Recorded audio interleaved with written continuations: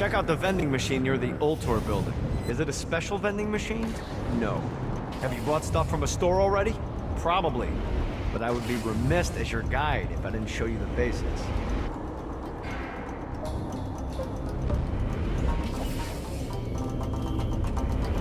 I hope there's not something ridiculous like 100 of these to find.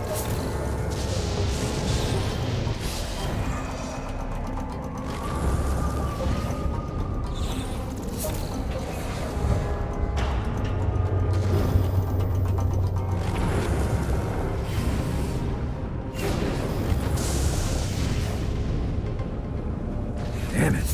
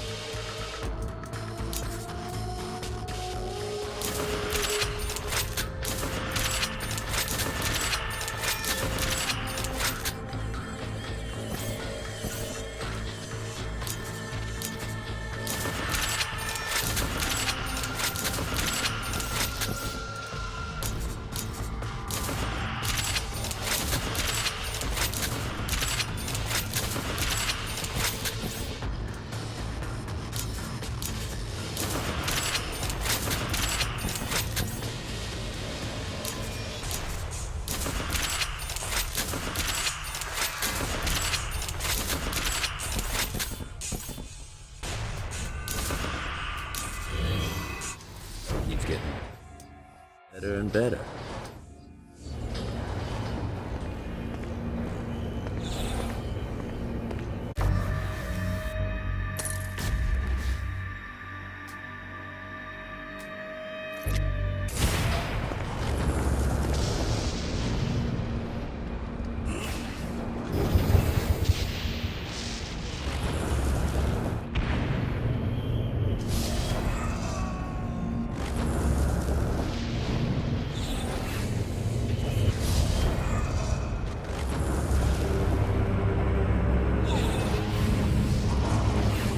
Gotta find more of these things.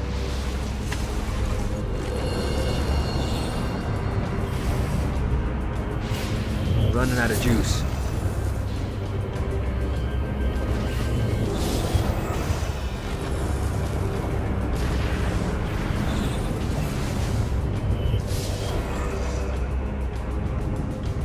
Woo!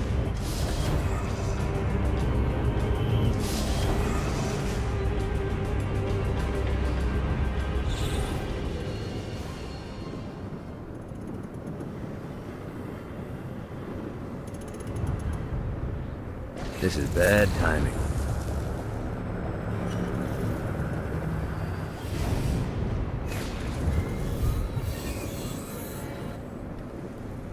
Need to rest the wings.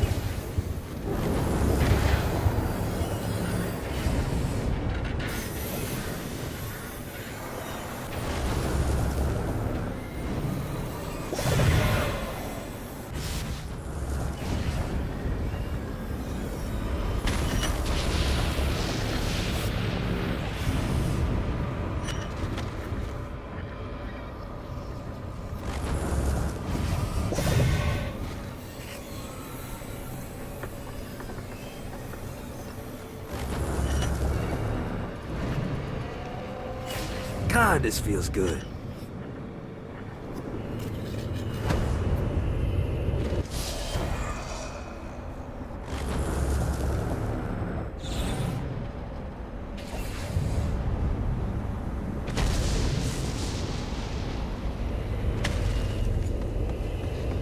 Alright.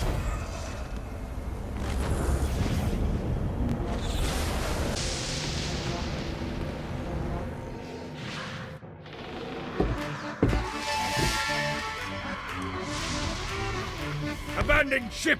We've been boarded!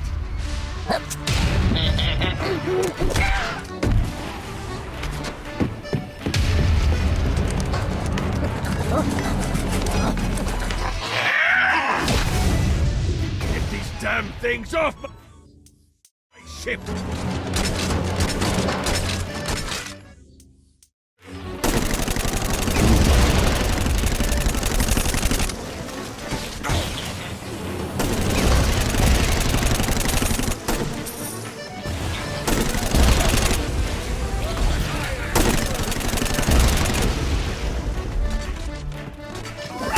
No, not another one of these. Supposed to use it, sir!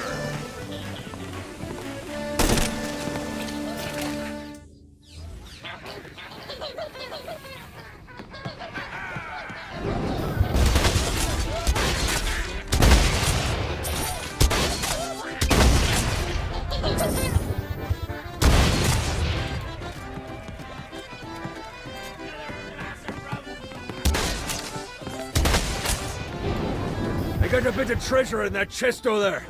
The weapon you find inside may help with our little imp problem.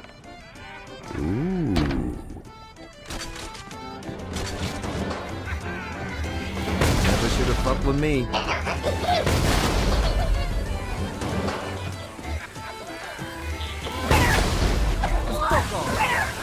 Fighting the bastard.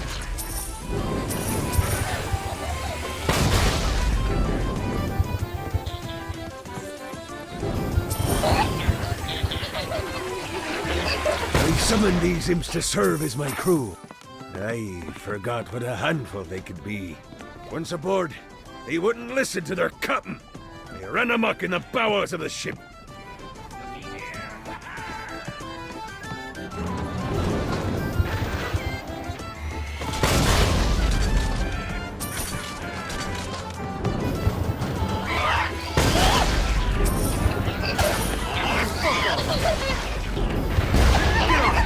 Good God, they're swarming me!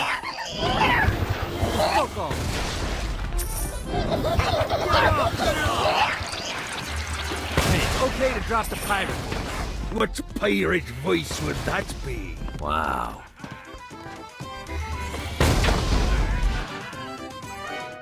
Zinyak's destruction of Earth had a profound impact on the afterlife. To heaven, it was a logistical nightmare. St. Peter's meticulous nature drove purgatory wait times to unbearable levels. Meanwhile, in hell, where souls in pain were used as currency, it created a new era of prosperity for the wickedly enterprising. This economic boon resulted in the coffers of hell to be overflowing, which in turn piqued the interest of the most notorious man that sailed the seven seas. Long had Blackbeard been a thorn in Satan's side, robbing tax collectors on a semi-regular basis. But the promise of an immeasurable fortune drove him to be even bolder. An arrangement was reached. Blackbeard would provide information on strategic targets in exchange for a share of the profit. Johnny, who was interested in murder, not money, happily agreed.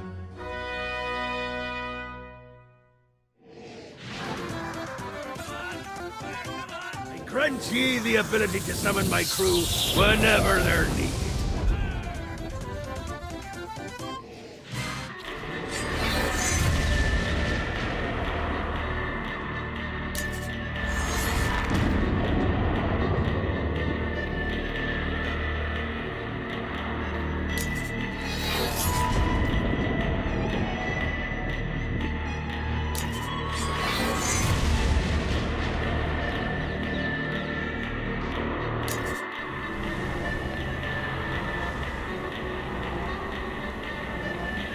I raided a Centerpol office and found information on where the president is being kept. Evidently, they've been trapped in some sort of soul crystal inside Satan's palace. Breaking in is an impossibility. Your best bet to save them is to continue to try to draw Satan out of his palace.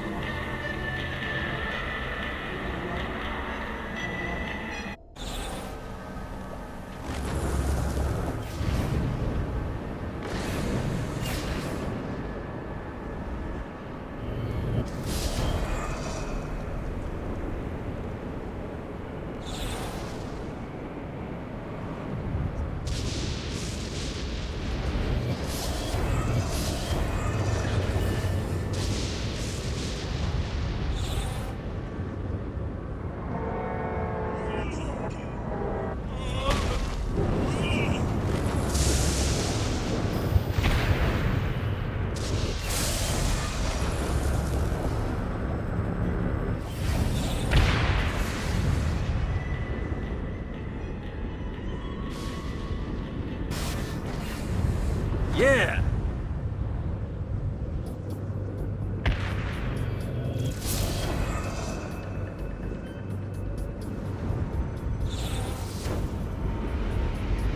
Nice.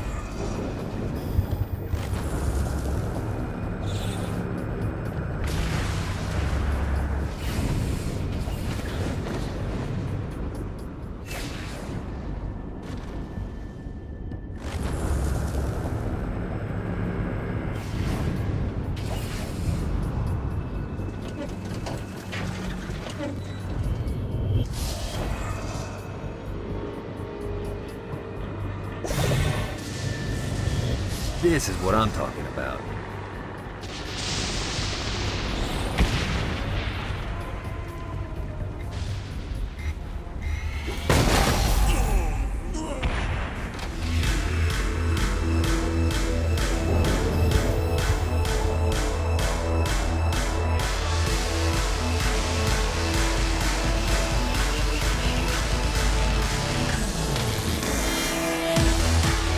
Lights up. William Shakespeare, humanity's greatest playwright, and hell's most diabolical purveyor of entertainment, looks on as a brave mortal on an Orphean quest enters. The bard's interest is piqued, and he looks to test his visitor's mettle.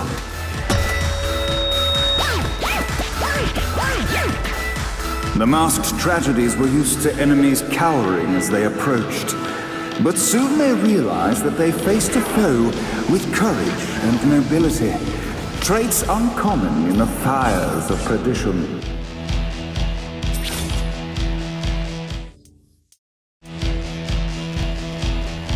The inciting incident resolved. The time had come for rising action.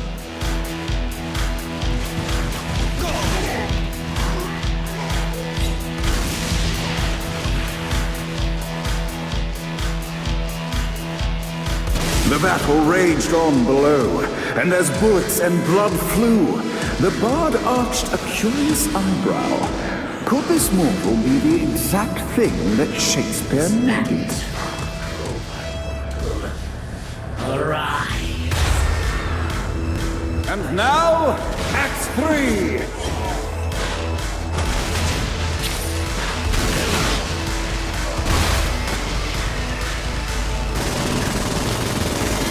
The conflict resolved, Shakespeare eagerly awaited meeting the champion that dispatched so many of his men.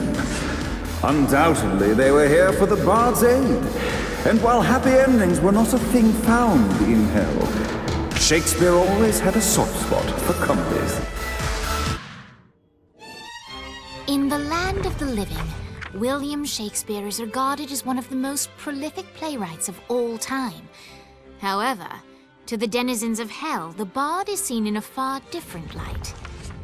After selling his soul for fame and adoration, Shakespeare served in hell as Satan's spy master general.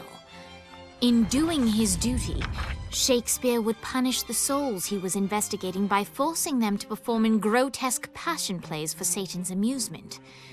But in a Twelfth Night-esque twist, Shakespeare found himself living a double life. While he projected an image of cruelty, his heart was as soft as Jezebel's. In secret, he would tutor her on the classics and act out the works of his mortal days. When Satan found out, he cast Shakespeare out of the palace, believing that the poet would be tormented by the populace of hell, far out of Jezebel's sight. But Satan had not counted on the bard's cunning.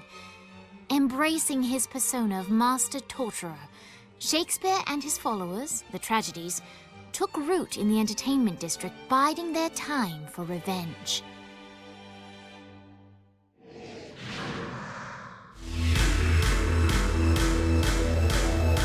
So Shakespeare called forth the Deus Ex Machina to bestow our protagonist with the arcane power of force stomping.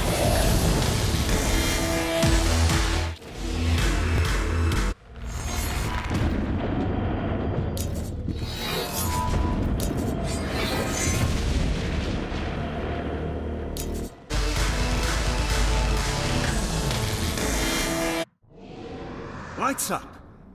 The mortal stands in the training grounds, eager to try out his new force stomp power on the group of demons in front of them.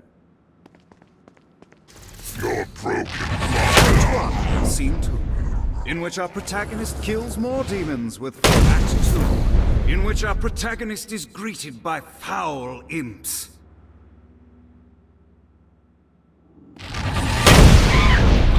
No, not another one of these. Act 3, in which our protagonist learns that Force Stomp even works on flying enemies, enabling them to remove it. The day is won, and the curtain closes on our noble hero.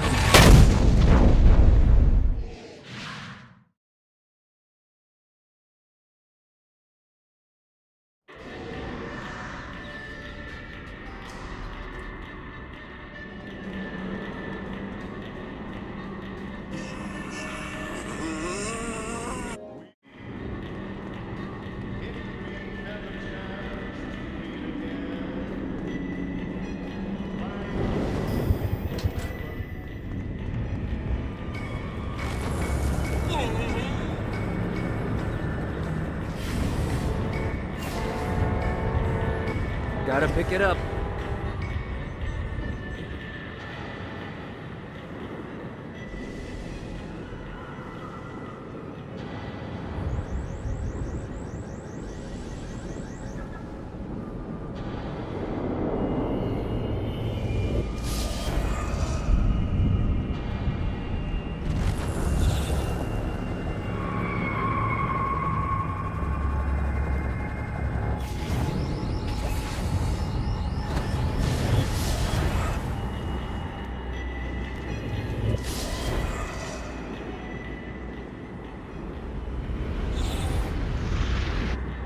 Well, looky here.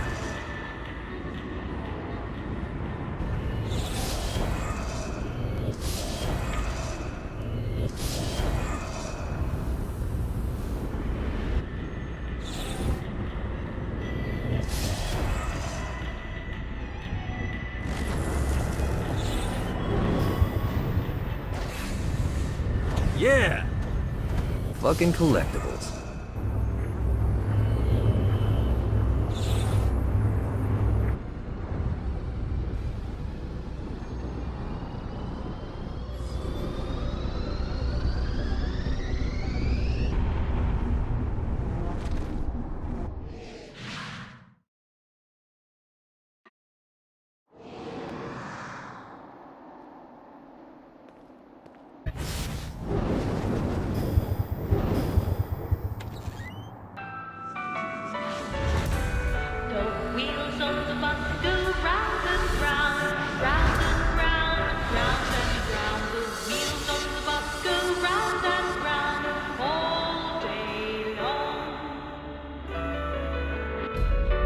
The horn on the bus goes beep, beep, beep, beep, beep, beep, beep, beep, beep.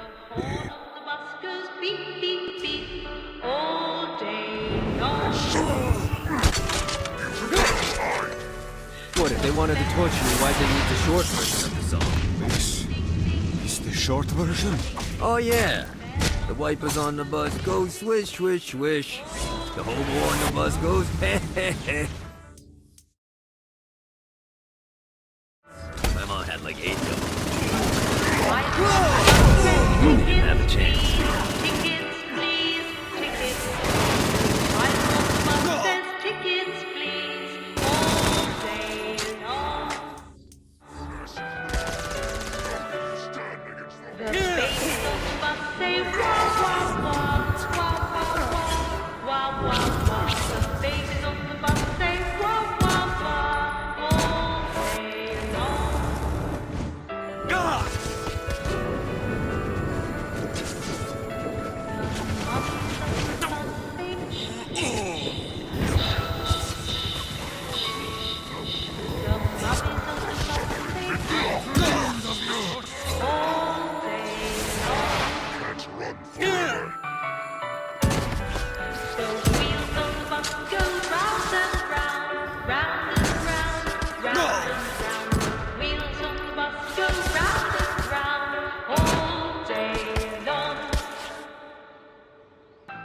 Guess all hell's got to offer.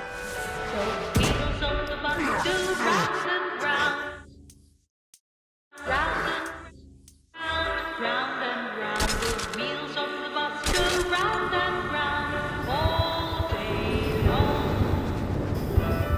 Surround the mortal! The horn on the bus goes beep, beep, beep. Beep, beep, beep. Well done! The horn on We must end this infernal music! Come, let us return to my castle, so we may plot our next steps in proper surrounds. Johnny led Vlad back to his castle, which since his incarceration became a haven for frat parties and squatters. But the systematic impaling of trespassers would have to wait.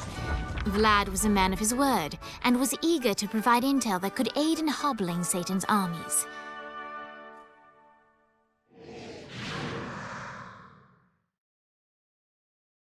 I bestow upon you the Stygian cold fire.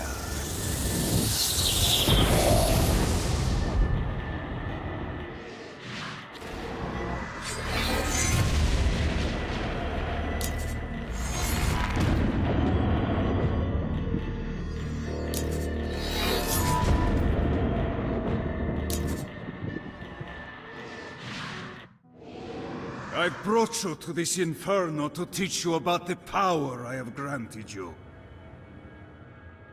Cold fire is an aura, which means you must activate the power and get close to an enemy before they will feel the cold embrace of the Stygian flames.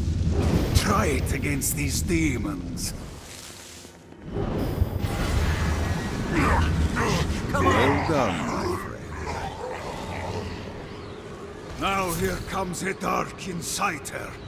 Use your aura, then get close to him to take down his shields. From there you can finish him off with your pistol. You've done it. Doesn't it feel good to watch an enemy burn?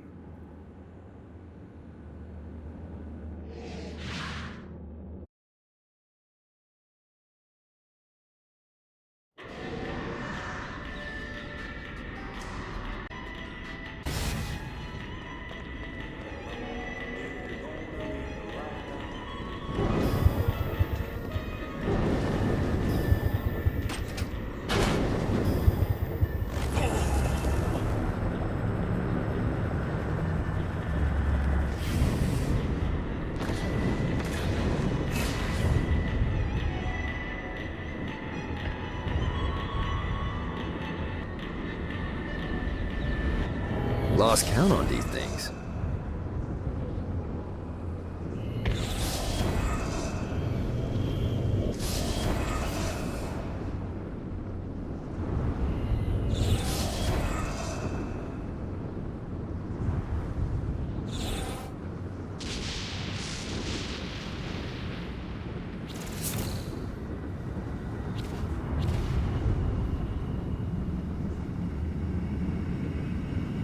Damn it.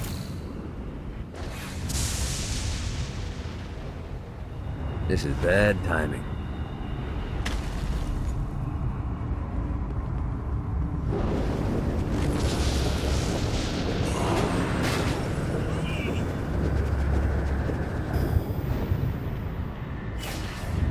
Let's see what these things can do.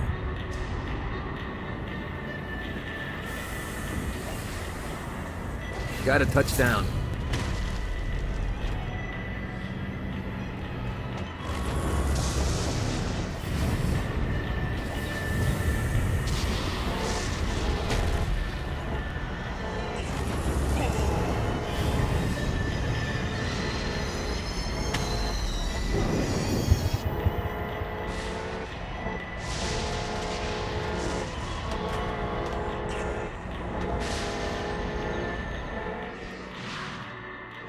We're standing in a parking garage. I don't like it either, but Centerpool isn't giving us many options. I can't believe they tried to force us out. I can't believe you forgot the mimosas.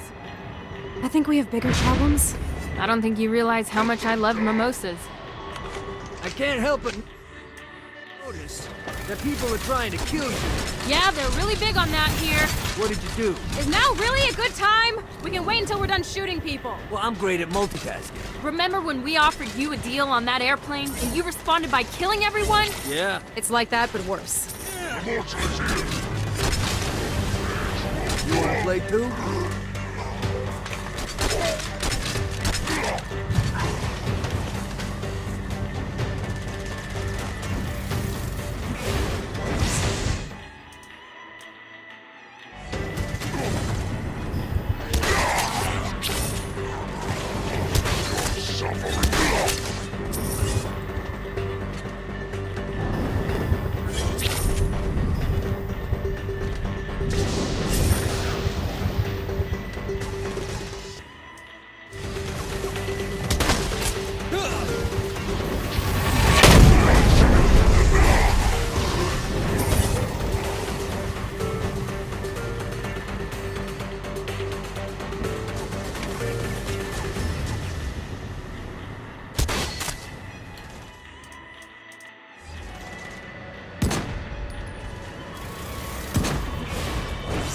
Hey, Viola.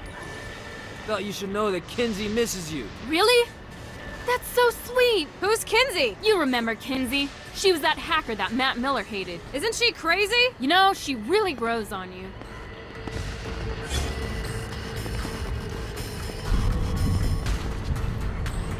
This bubble thing is draining my power.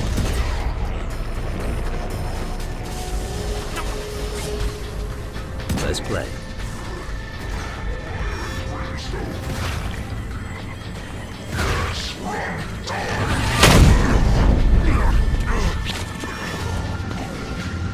Burn the Satan fire and brimstone!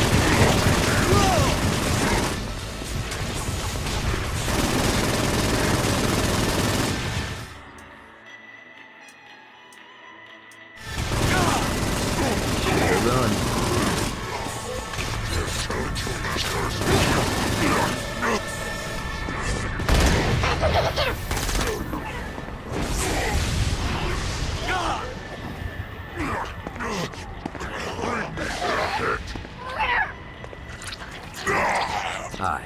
Let's get you two back to Dane. Hooray.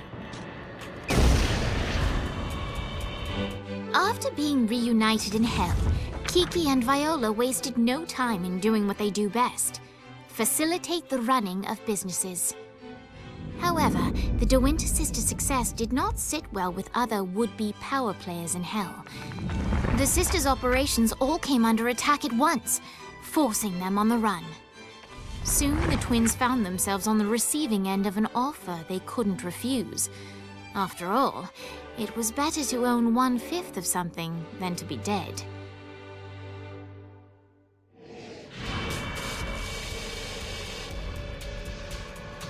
You helped us, now let us help you. Here's a little something made popular by another group of sisters, the Gorgons.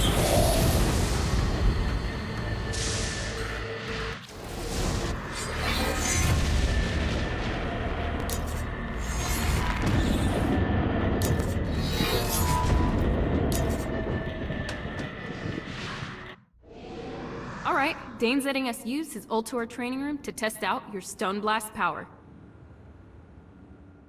So go ahead and blast these demons to turn them to stone. After they're petrified, you can use your pistol to shatter them. Anyone got a mop? Nice! Stone Blast is especially useful on flying demons like this one.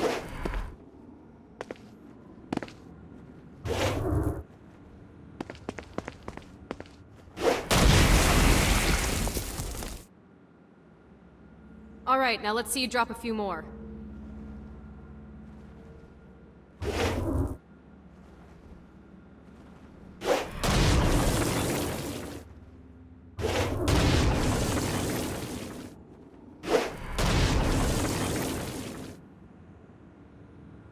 A blast will also take down the shield of a Dark Insider, leaving it vulnerable to gunfire. Take this. I think you've got the gist of it. Alright, let's go.